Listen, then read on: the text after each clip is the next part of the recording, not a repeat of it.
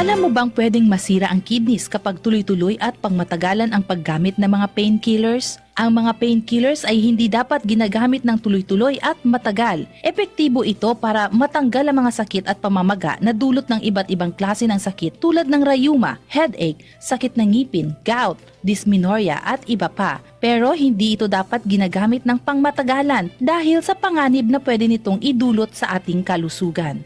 Epektibo at ligtas sa mga painkillers kung gagamitin ito ng tama. Hindi ito for long-term use. Kadalasan sa mga body pains, hindi dapat tatagal ng higit sa 10 araw ang paggamit upang maiwasan ang mga harmful side effects. Napag-aralan na pwedeng magdulot ng pagbagal o kaunting pagdaloy ng dugo sa kidney at pwede itong magdulot ng pagkasira o pagkamatay ng mga tissues sa kidneys. Lenny Wong Olivo, NDBC, Bida Balita.